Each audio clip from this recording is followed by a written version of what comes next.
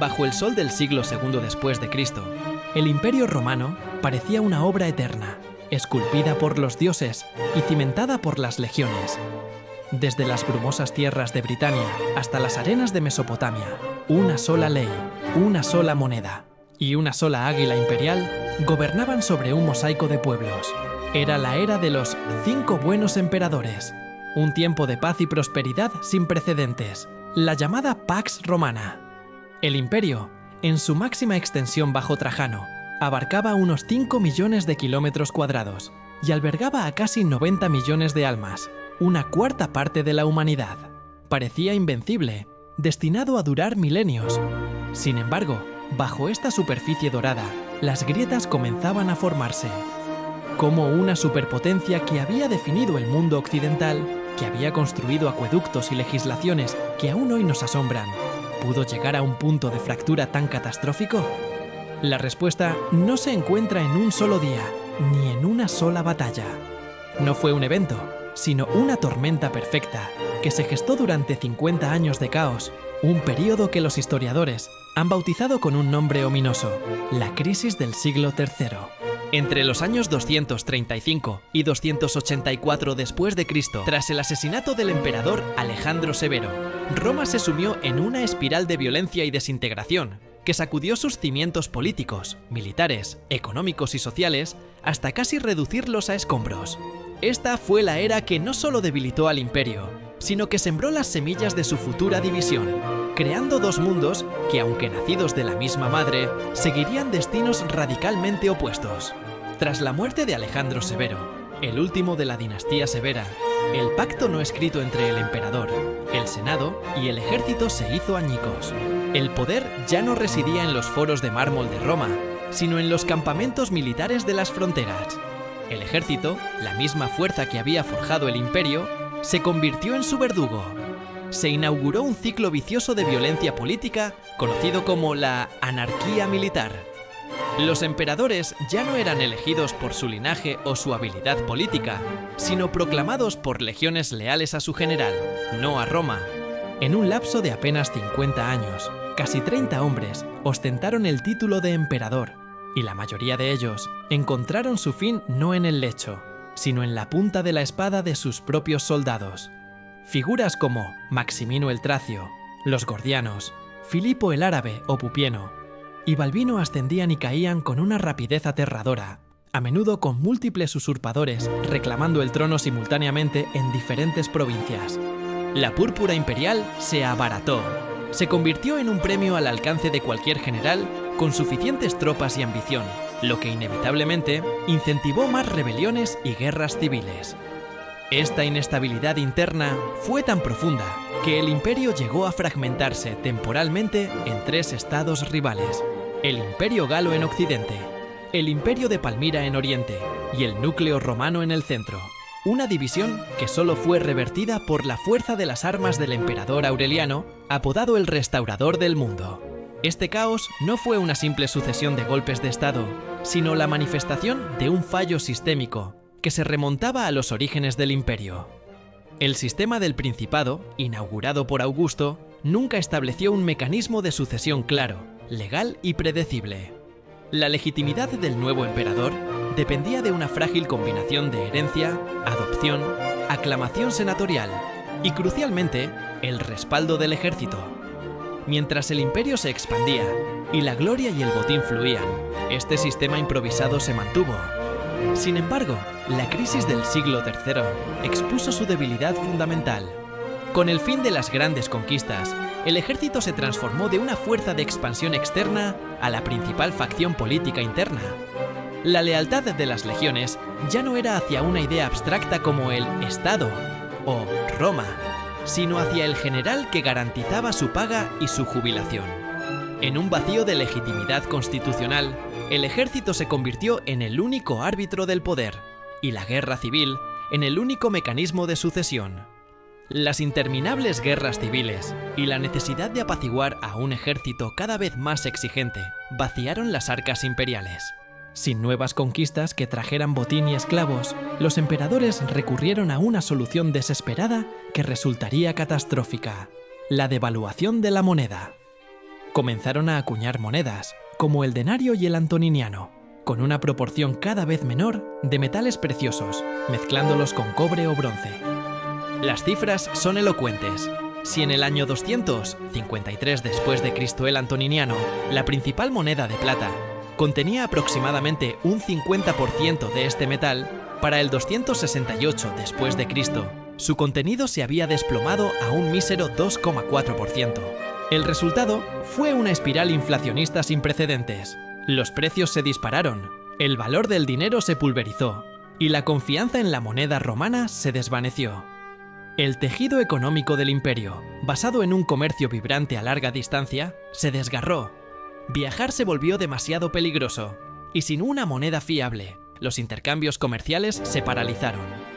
Las provincias y ciudades, incapaces de importar productos, se vieron forzadas a cerrarse sobre sí mismas, adoptando una economía de autarquía, es decir, de autosuficiencia.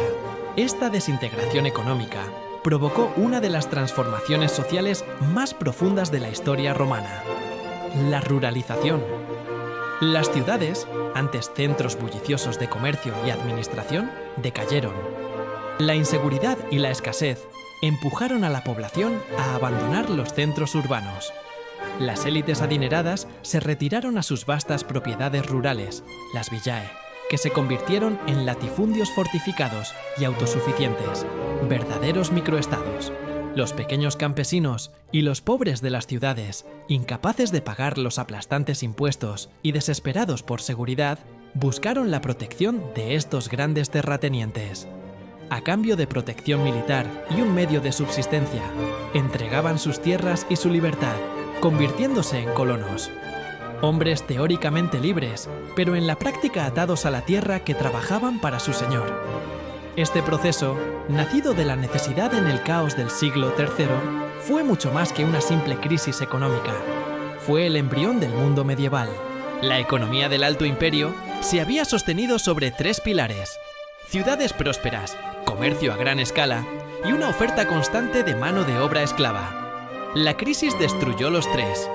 Ante el colapso de la autoridad central, el poder real se transfirió de las instituciones públicas al terrateniente privado, el dominus.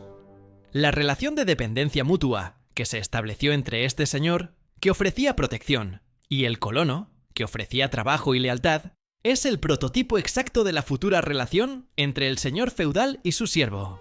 Así, el feudalismo no fue una invención de la oscura Edad Media, sino una solución orgánica que surgió dentro del propio Bajo Imperio romano como respuesta directa a la desintegración del poder estatal y la economía centralizada. La caída de Roma en 476 no creó el feudalismo, simplemente eliminó la última fachada imperial que lo ocultaba. Mientras Roma se desangraba en guerras civiles y crisis económicas, sus enemigos en las fronteras, largamente contenidos, vieron su oportunidad. En el norte, a lo largo de los limes de los ríos Rin y Danubio, la presión de los pueblos germánicos se intensificó. Tribus como los godos, francos y alamanes, que antes realizaban incursiones esporádicas, ahora lanzaban invasiones a gran escala, penetrando profundamente en el territorio imperial. En el este, la amenaza era aún más formidable. El debilitado reino parto había sido reemplazado por el resurgente y agresivo Imperio Persa Sasánida. Bajo líderes carismáticos y militarmente brillantes como Saporein, los persas se convirtieron en un rival a la altura de Roma. Infligieron derrotas humillantes a las legiones y arrebataron territorios estratégicos como Siria y Armenia. El punto más bajo de la moral romana llegó en el año 260 después de Cristo, cuando, en un hecho sin precedentes, el propio emperador Valeriano fue capturado en batalla por Sapor I, para ser humillado y morir en cautiverio. La noticia conmocionó al mundo romano. La invencibilidad de Roma era un mito roto. Por primera vez en la historia, un emperador, Decio, había muerto en combate contra un enemigo bárbaro, los godos, en el 251 después de Cristo. El miedo se hizo tan palpable que el emperador Aureliano ordenó la construcción de una imponente muralla alrededor de la propia ciudad de Roma, algo que no se consideraba necesario desde hacía más de 500 años. Estas presiones externas e internas no eran fenómenos aislados. se retroalimentaban en un círculo vicioso. Un emperador que marchaba al este para enfrentar a los persas dejaba un vacío de poder en Occidente, invitando a un general ambicioso en el Rin a declararse emperador. Si se concentraba en sofocar una usurpación interna, las fronteras quedaban desprotegidas. Las invasiones bárbaras, a su vez, devastaban las tierras agrícolas y las minas, lo que reducía drásticamente la base impositiva del imperio. Con menos ingresos, se hacía cada vez más difícil pagar a un ejército ya de por sí descontento, aumentando la probabilidad de nuevos motines y proclamaciones imperiales. El imperio no se enfrentaba a una crisis, sino a una sinergia de crisis. La guerra civil debilitaba las fronteras, y las fronteras débiles exacerbaban la catástrofe económica y la inestabilidad política, que a su vez alimentaban más guerras civiles. Roma estaba atrapada en una espiral mortal.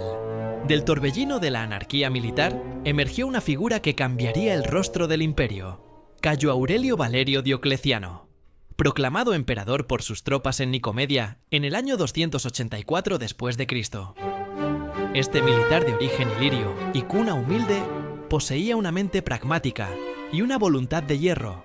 Su ascenso marcó el fin de la crisis del siglo III y el comienzo de una nueva era, el dominado, en la que el emperador ya no sería el primer ciudadano, princeps, sino el Señor y Dios, Dominus et Deus.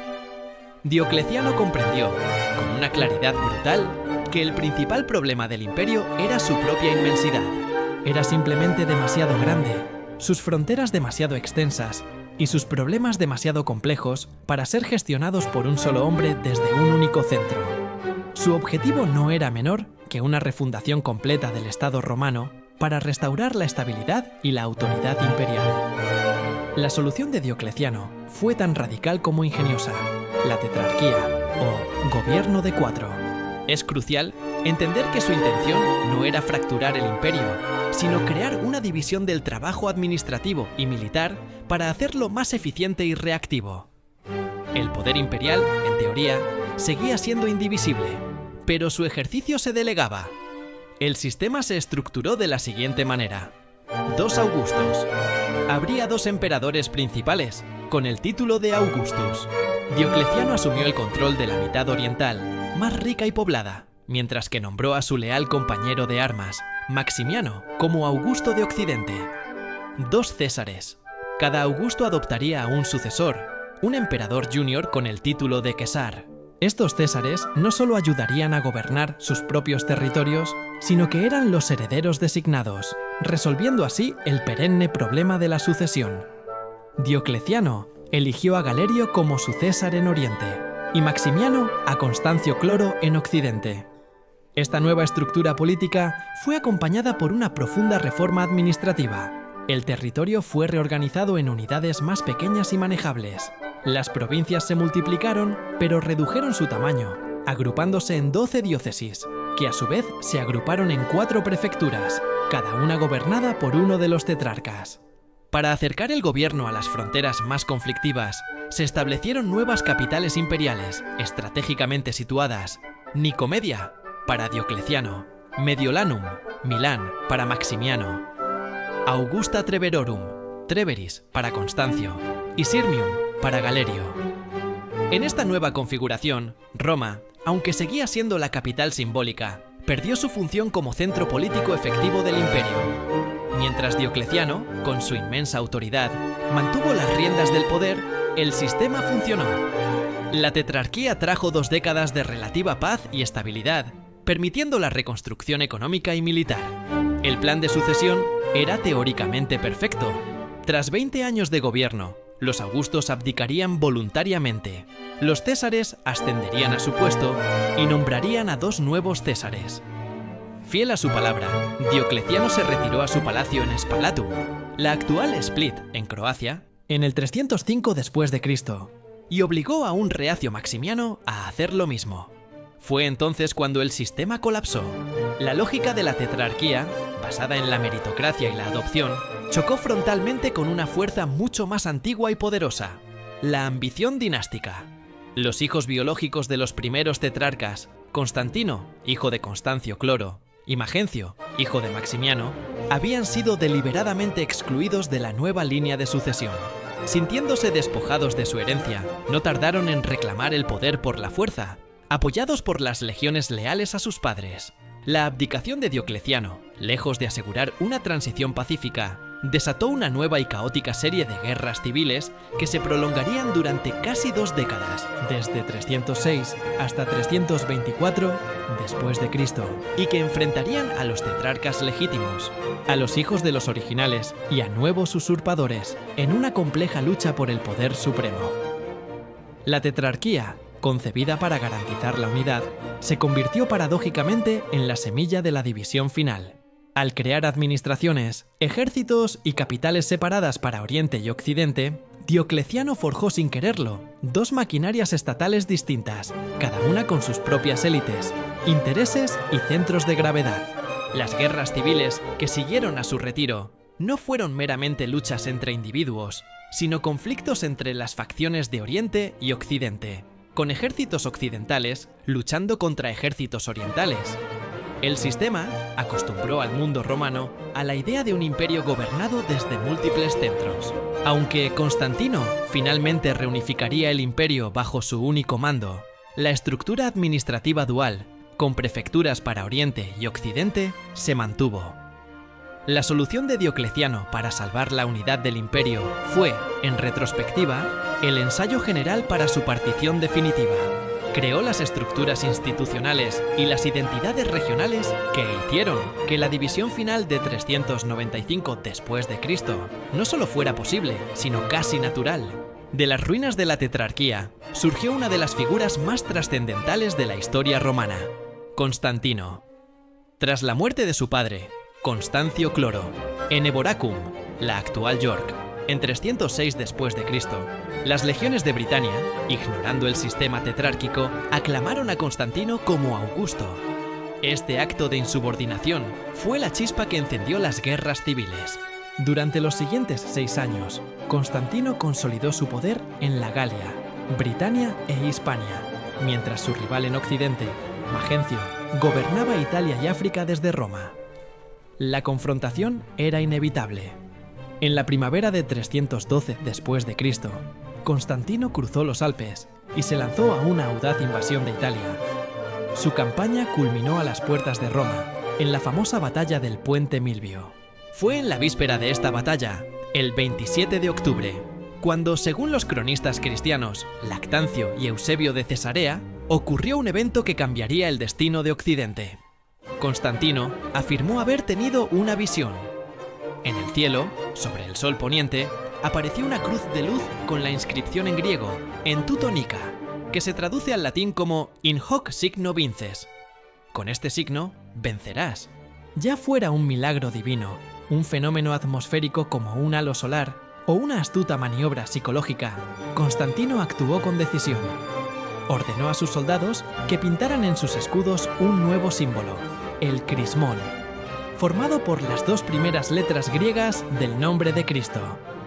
Al día siguiente, 28 de octubre, Magencio, animado por una profecía ambigua que decía que un enemigo de Roma perecerá, abandonó la seguridad de las murallas de la ciudad y cruzó el río Tíber por el puente Milvio para enfrentarse a Constantino.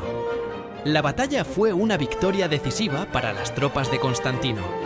El ejército de Magencio fue arrollado y, en la caótica retirada, el puente de barcas que habían construido colapsó. El propio Magencio, arrastrado por el peso de su armadura, se ahogó en las aguas del Tíber. Al día siguiente, su cuerpo fue recuperado y su cabeza, clavada en una lanza, fue paseada en triunfo por las calles de Roma. Un macabro anuncio de que Constantino era ahora el único señor de Occidente. La victoria de Constantino en el puente Milvio fue mucho más que un triunfo militar. Marcó un punto de inflexión ideológico. Al año siguiente, en 313 después de Cristo, Constantino se reunió en Milán con Licinio, su homólogo en Oriente, y juntos promulgaron el histórico Edicto de Milán. Este decreto es a menudo malinterpretado como el que estableció el cristianismo como religión oficial del imperio. Ese paso lo daría el emperador Teodosio más de medio siglo después. Lo que el Edicto de Milán hizo fue garantizar la libertad de culto para todas las religiones en el imperio. poniendo fin a siglos de persecuciones intermitentes y a veces brutales contra los cristianos. Además, ordenó la restitución de todas las propiedades que habían sido confiscadas a la Iglesia.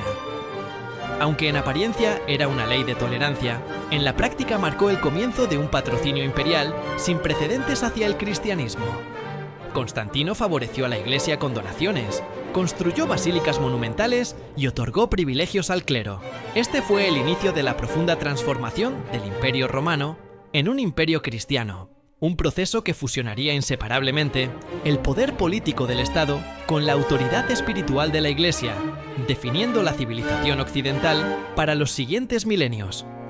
Hemos visto el resurgir de un imperio, pero su verdadera caída está por comenzar.